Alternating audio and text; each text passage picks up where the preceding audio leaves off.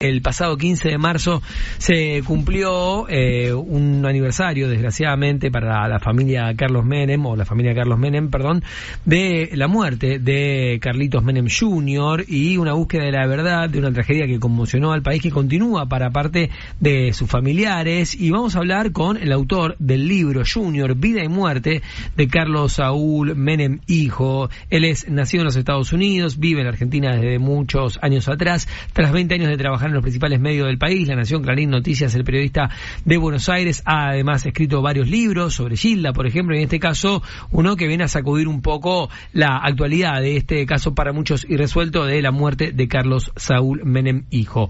¿Cómo te va, Alejandro? Buenas tardes, buenas noches para vos. Hola, buenas tardes. ¿Cómo están ustedes? Bien, bien. Acá expectantes de conocer algo, o por lo menos tener un poco tu mirada, tu perspectiva. ¿Desde dónde tomaste, obviamente, esta historia para muchos inconclusa, para otros concluida, obviamente, con la determinación de la justicia?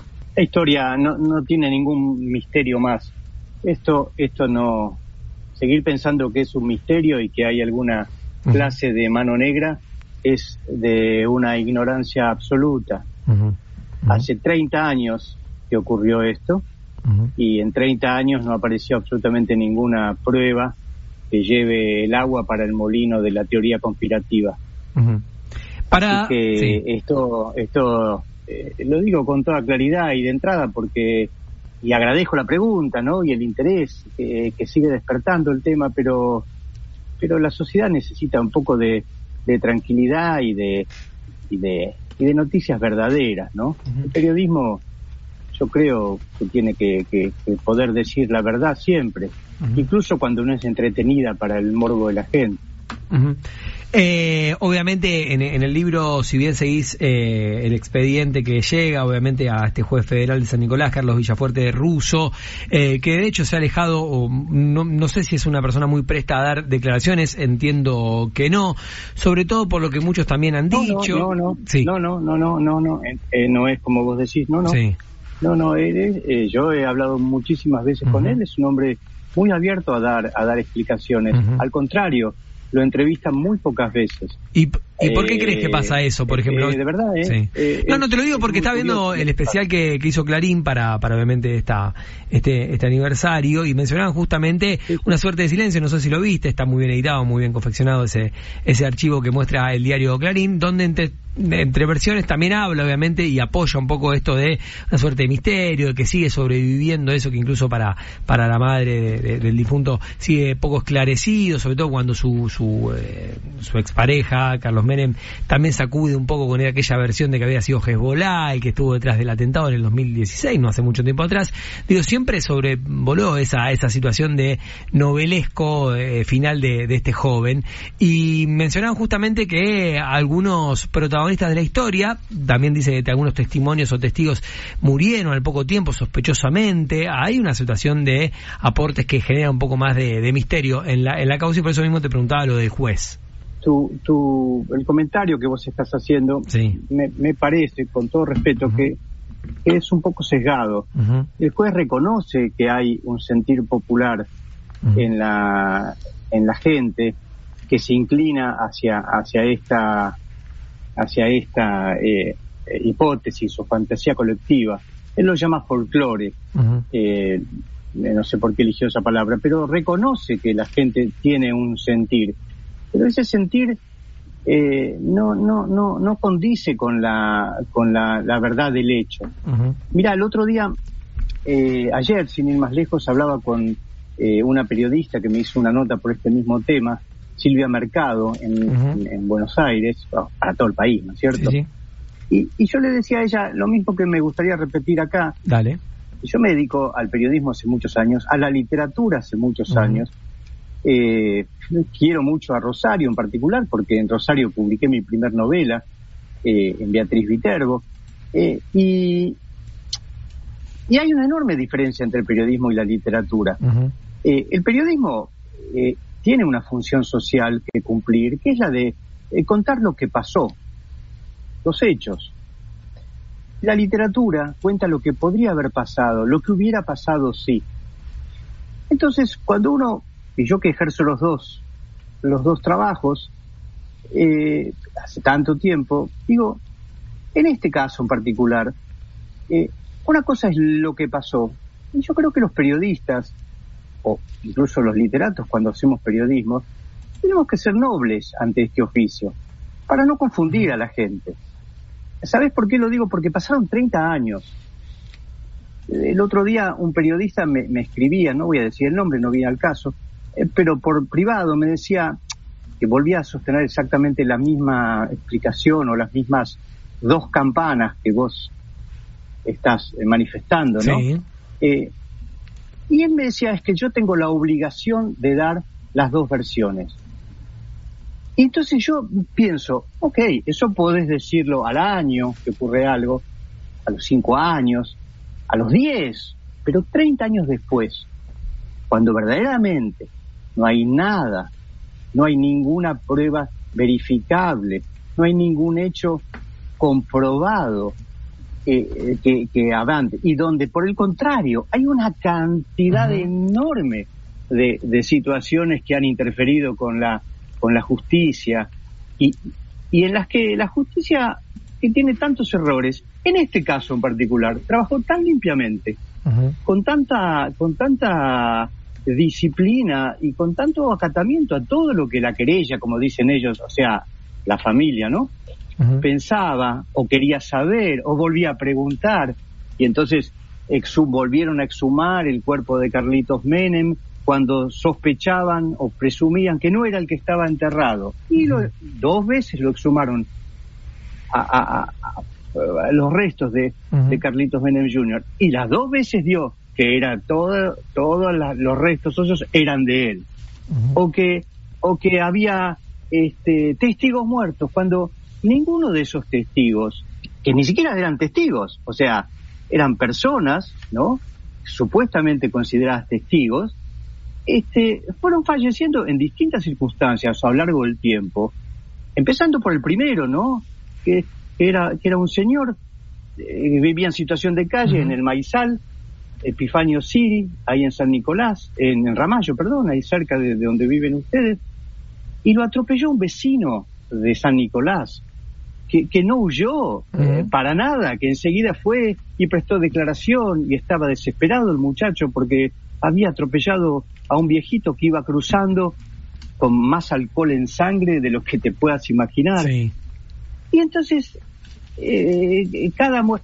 siendo que en esta causa en particular ha sido, hay una enorme cantidad de elementos que han interferido en la realidad de la causa. Hay falsos testimonios probados por la justicia. Te doy un ejemplo, ¿no? Sí, sí, por favor, dale.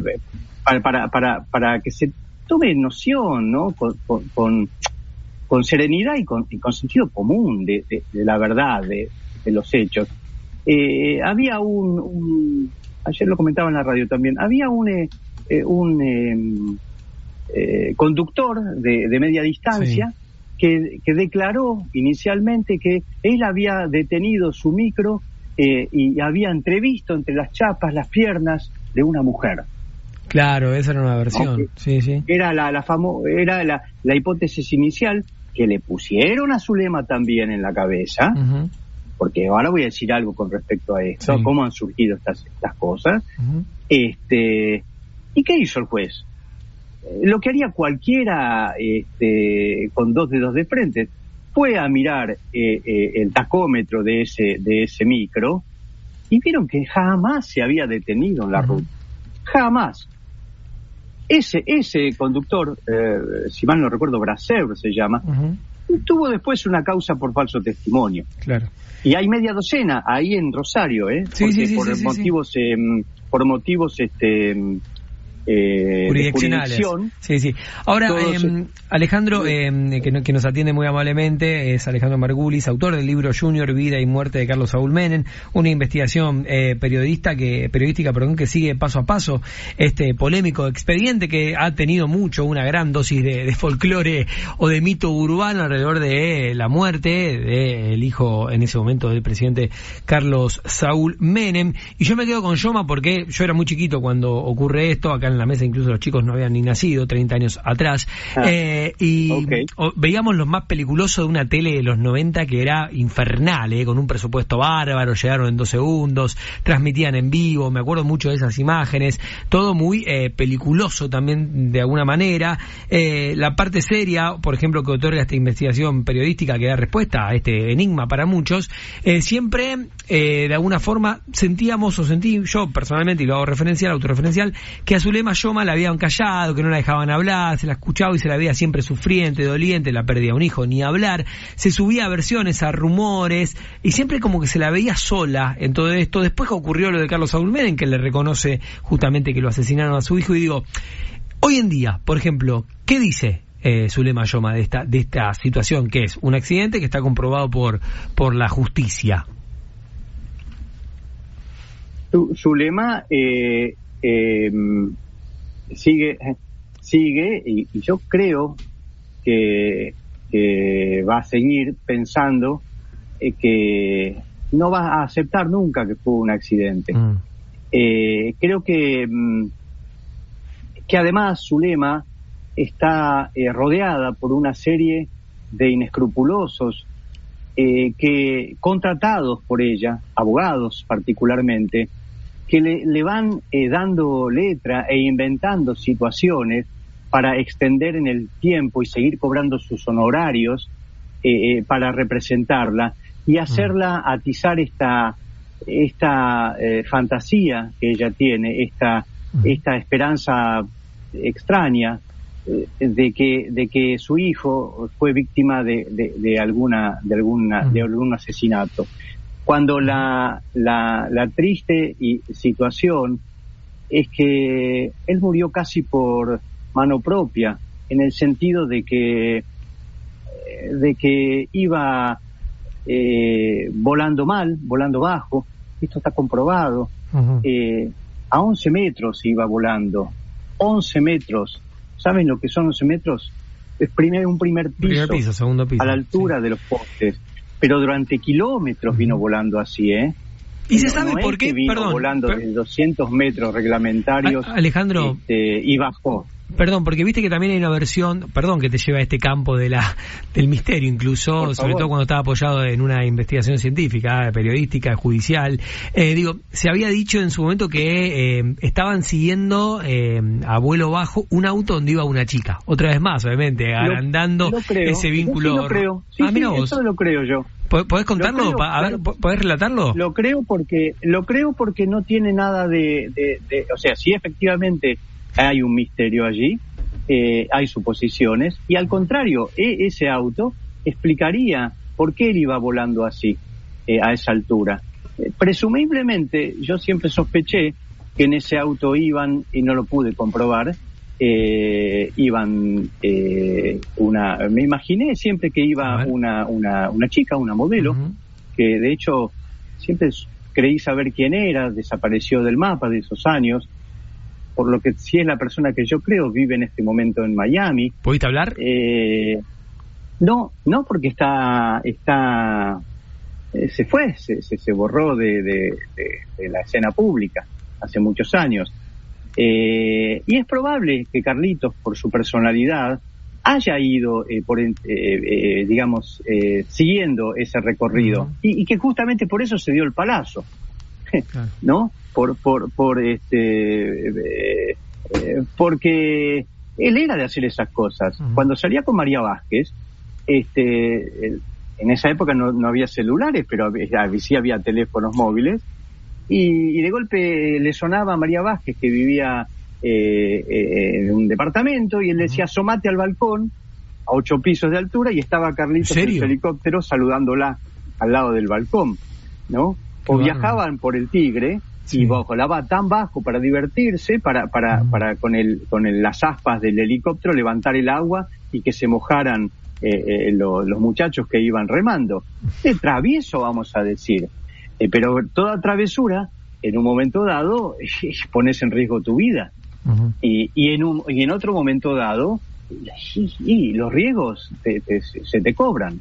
Claro. Y esto él lo hizo toda su vida, no es que lo hizo solamente en su último vuelo. Él tenía una enorme pericia para volar y era muy rápido para volar. Esto por lo que me han contado sus amigos, por lo que investigué, por lo que me dijeron las personas que hacían turismo carretera con él. Pero cayó en lo que, y esto me lo han dicho los expertos en helicópteros, cayó en algo que se llama el momento en que tenés dominio suficiente sobre el aparato, pero la falta de experiencia como para no meterte en problemas. Claro. Entonces volaba muy bien, pero no a la altura reglamentaria, que son 200 metros de altura. No, era una locura. Metros. Una locura. 189 metros más abajo, claro. Bueno, exacto. Y entonces, y encima los 3 cables de la ruta, que si vos vas al día de hoy, todavía siguen empastados, ¿no? Se ve el corte. Se vuelven invisibles a la vista, a esa semejante velocidad. Sí. Cuando se quiso dar cuenta, ya era tarde. Tuvo encima tanta mala suerte, porque hay algo de la fatalidad acá.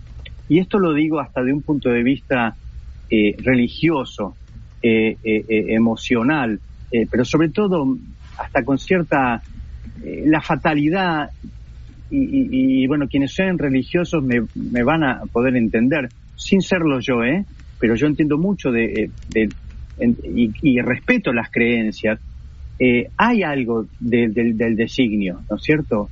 Que es favorecido obviamente por tus actitudes de vida. Por las cosas que hagas. Entiendo lo que mencionás. Y vos me podés decir, pero había condiciones hipotéticas, por supuesto, pero también puede haber condiciones hipotéticas para que vos mañana salgas a la calle y si le debes plata a alguien, y te tropieces y te rompas la cabeza, alguien diga, sí, te mató tu acreedor.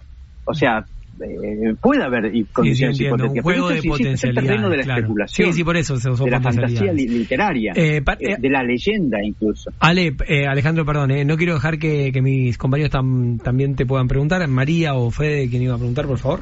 Alejandro, ¿cómo estás? María, de este lado. Entiendo que recién nombrás, por ejemplo, a los amigos, y a lo largo de la investigación que hiciste para publicar este libro, entrevistaste y conversaste con un montón de personas de su entorno. Vos decís que las evidencias están claras y de hecho hay muchas pruebas que van de la mano con la versión que obviamente dice el libro. ¿Qué dice su entorno, más allá de su madre que recién hacías referencia? ¿Qué dicen los amigos? ¿También piensan lo mismo que vos? Te agradezco. Ante todo el libro no tira ninguna versión. El libro es un libro que ya tiene casi 25 años, se publicó en el 99, casi principios del 2000, y yo lo fui escribiendo a la manera de, con la técnica, digamos, con que Rodolfo Walsh escribió Operación Masacre. No pretendo compararme en su grandeza, ¿no? Solamente usé esa técnica. ¿Cuál era? La de ir escribiendo los capítulos sin saber qué iba a pasar en el capítulo siguiente de la investigación. ¿Sí? ¿Se acuerdan ustedes? Operación Masacre, que es la investigación del fusilamiento de José León Suárez, y Walsh lo va publicando por entregas en un periodiquito sindical. Digo periodiquito no por siendo despectivo a la ideología del periódico, sino porque era pequeño. Pero él lo fue publicando ahí. Entonces él no sabía a cada paso. Y yo fui haciendo lo mismo. Yo venía trabajando muchos años haciendo periodismo dominical, revistas de diarios, los domingos. Entonces tenía el entrenamiento de escribir un artículo por semana. Entonces, cuando empecé esta investigación, por la que dejé el diario donde yo trabajaba, pensando que iba a ser como, no sé, como Norman Mailer o una de esas fantasías que uno tiene viviendo en Argentina, dije, bueno, voy a escribir un artículo por semana o cada 2 semanas como mucho, mientras investigo. Eso hizo que el libro se haya convertido en un clásico, no lo digo yo, me lo han dicho, y en un policial, y esto sí lo digo yo, sin crimen. Porque cuando terminás de leer las 300 y pico de páginas, y que las vas leyendo, siguiendo todas las alternativas, vas pensando, lo mataron, no lo mataron, lo mataron. Lo mismo que se instaló en la gente. Pero ¿por qué hice eso yo?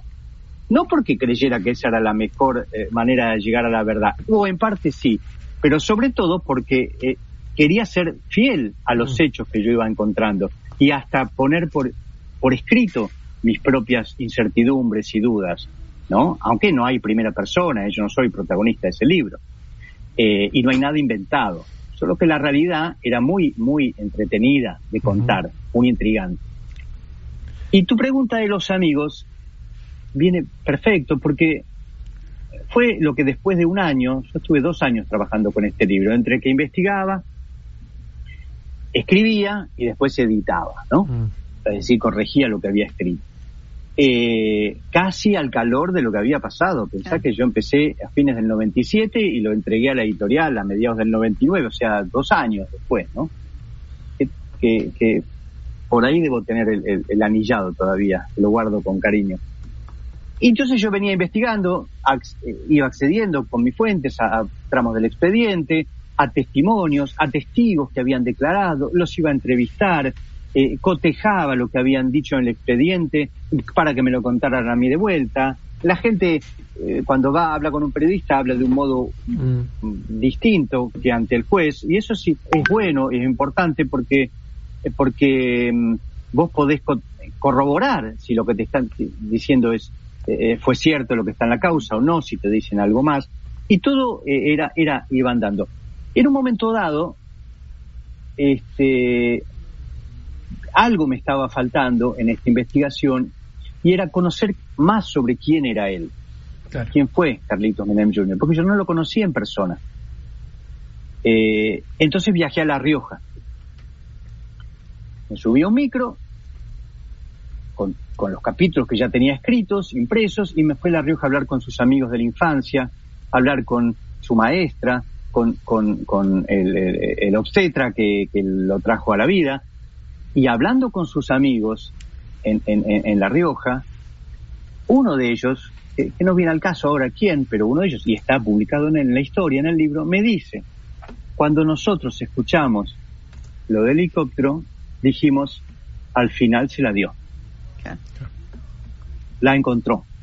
Claro. ¿Por qué? Porque cuando él tenía 15 años y tuvo la mejor moto a vida y por haber, y vivía todavía en La Rioja, sí, apenas salió... Claro, tentando la muerte o tentando la desgracia. Le dio una piña. Claro, era el perfil. Cuando empezó a andar turismo carretera, tenía todo el dinero y los mejores sponsors, por lo tanto tenía las mejores carrocerías, mecánicamente hablando, y el mejor copiloto y los mejores técnicos.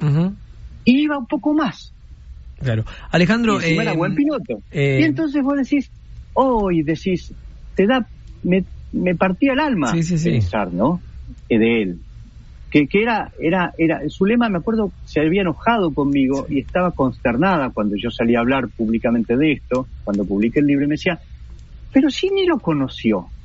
Y decía, está muy bien escrito el libro. Y dice, pero ¿cómo puede hablar de él? Y hablé de él porque en realidad yo no hablaba por mí, hablaba por todo lo que las personas me iban diciendo. Sí, es un perfil periodístico, claro. Ale, para que Marcos y Fede, los dos tienen preguntas, obviamente ya estamos pisando el servicio informativo, les pedimos 1000 disculpas a los chicos de la radio, pero brevemente estas dos preguntas y las 2 respuestas, por favor. Cortita. Alejandro, ¿pudiste ver la serie que se hizo? No sé si está basada un poco en tu libro. ¿Qué te pareció? La serie de Max. La de Max. Sí, la de Max. Salió. HBO Max. Sí. No solo la vi, yo colaboré con esa serie. Sí. El director de la serie me dijo, Ale, ¿cuál es la verdad? Hay 2 verdades. Y no, le dije, Matías, no hay 2 verdades. Verdad hay una sola. Yo entiendo que ustedes van a hacer un true crime. True crime, ustedes saben, es un género documental que plantea el crimen verdadero. Y cuya estética es la de plantear una sospecha, una certeza, una sospecha, una certeza.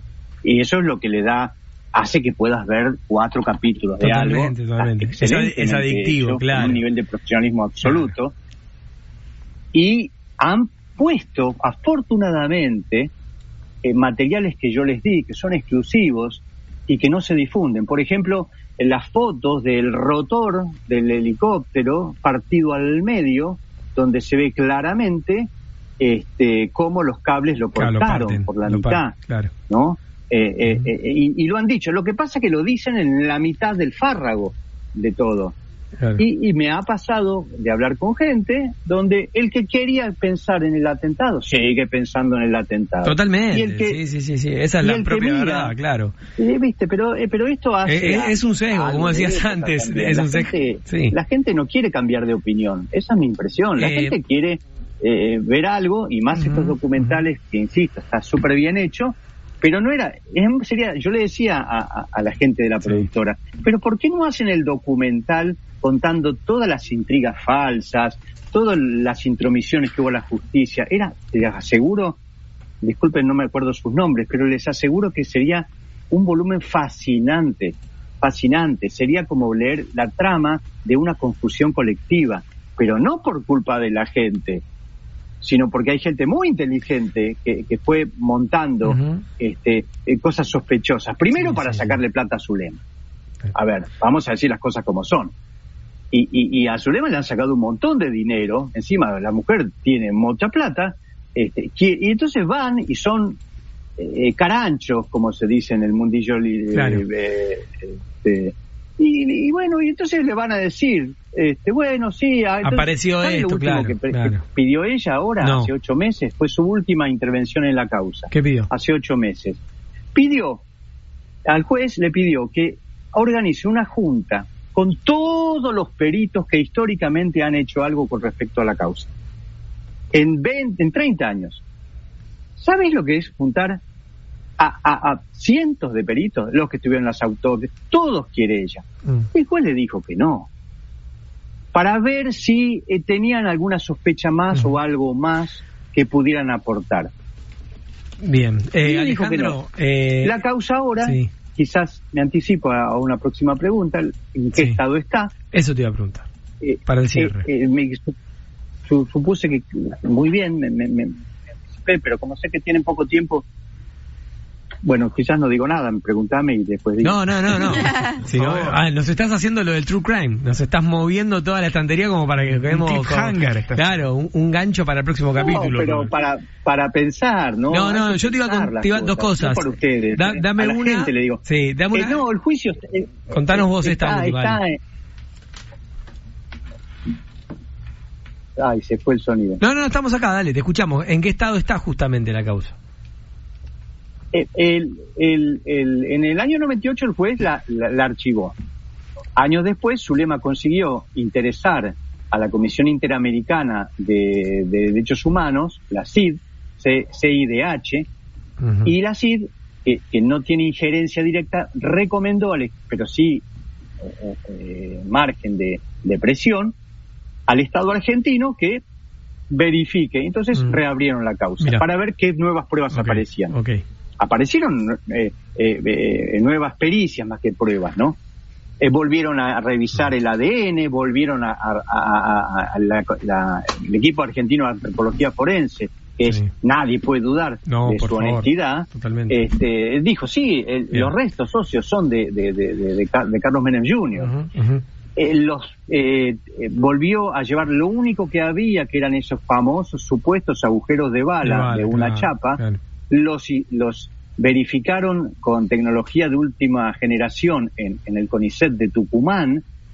¿Qué es lo que hicieron? Ampliaron al máximo esos agujeros para ver qué cosa, si entraba, si era un agujero que era de afuera hacia adentro, ergo una posible bala, o no, y no era. Bien. Es increíble. El agujero es de adentro hacia afuera del fuselaje. Alejandro, ¿se entiende? Sí, claro. Justo iba a sumar eso. A la CID va a tener que recibió en octubre el último informe del juez y todavía no se pronunció. El juez está esperando esto, por lo que tengo entendido, para ver si la CID llega a decir no, hay sospechas verificables, tienen que seguir, va a pasar a lo que sería la Corte Interamericana de Derechos Humanos, y esto va a seguir eternamente. Pareciera que fuera así. No lo va a hacer. El juez en paralelo puede hacer lo que él quiera. Alejandro, nadie lo obliga. Te tengo que dejar porque estamos excedidos, pero mal, del tiempo.